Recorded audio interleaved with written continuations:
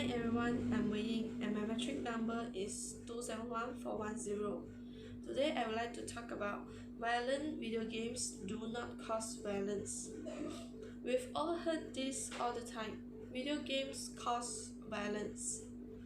It is an evergreen topic and has taken on renewed heated discussion with the occurrence of a mass shooting case at a Walmart on 3rd August 2019.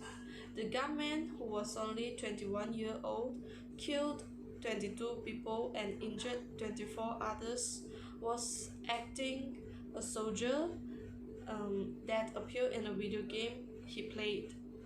Politicians started blaming video games and parents were influenced, so they do not allow their children who is an adolescent play any video games. But the fact is, until today, there are around 70% of American adults and nearly all teenagers all around the world play video game. This is due to video games screens become more realistic with the development of technology, leading to many shooting video games such as PlayerUnknown's Battlegrounds, Call of Duty, Counter-Strike, being popular among young people and even causing addicted among adults. Some researchers tried to present evidence to prove that there is the link between violent video games and violent behavior. There are also many reports and published studies trying to mention that violent video games affects and influence teens very much from many aspects, and it do cause violence. But honestly, most of us are not impressed by the research. Every coin has two sides. There are also many studies and analyses showing that shooters not even playing video games. Let's begin by talking the research about violence, video games, and violent behavior is still inconclusive. Some people believe and support that violence is caused by violent video games and it is cumulative while teenagers playing. Even some adults get affected. There's some camps generally argue that playing violent video games will increase someone's violent thoughts and they will commit crime under a certain opportunity, but that is not the case. Patrick Markey mentioned that the research and the published studies are not showing there's a link between violent video games and those terror acts of violence over the past few years. He noted that there is only 20% of school shooters had reported playing video games that contain violence, while over 70% of high school students play video games. There were some scientists analyzed data from 28 published studies which involving approximately 21,000 young people around the world, and the data was re-examined by the researchers who led by Dr. Aaron. The results show that no noticeable link between video games and violence, and there's only a little correlation between video gaming and aggression. Both analyses were showing no evidence that violent video games causing any violent actions. Some politicians are still keep blaming video games are causing addicted among teenagers and influence them to do violent acts and it is harmful to the whole society.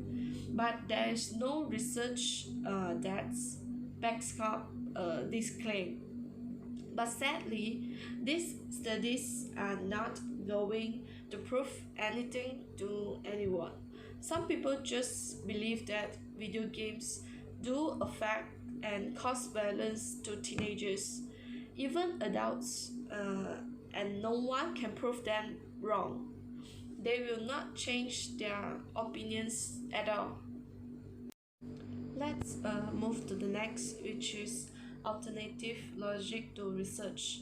We cannot really trust the studies and the research that telling us video games and violence are causal.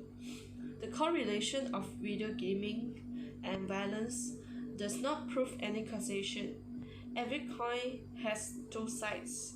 We need to see another side or take another approach to understand why video gaming does not cause violence. In 2018, China had the highest revenue on video games, which is $37.95 billion, and USA followed by the next. USA is not even the largest consumer in video games, but it has the one of the highest violent gun death rates compared to China. The highest violent gun death in 2017 in USA, which is 4.43 people were killed per 100,000 people. Yet it was only 0.000443%, and it can be said that video gaming mostly not related to real life violence. The experts tend to agree with the relationship between violent video games and aggression. They think video gaming will increase aggression. However, this is not because of the video game's contents. I think that video games cause aggression, but they also teach how to handle and release aggression. Does aggression lead to violence? It causes violence actions for sure if you don't know how to handle it. Is there only violent video games causing aggression? Definitely is no. There are so many things that can make you feel aggressive, from your morning working or school days to a traffic jam. What is the key that causing aggression while we playing video game? It's the feeling of failure and defeat. It cannot be denied that we particularly impressed with the failure or lost. You will naturally get a little bit of frustrated when you feel to pass your game, and you might feel twitchy when you keep failing. People believe that video gaming players will imagine involuntarily about their losing experiences, and aggressive is cumulative, little by little, quietly until it becomes violence tendency.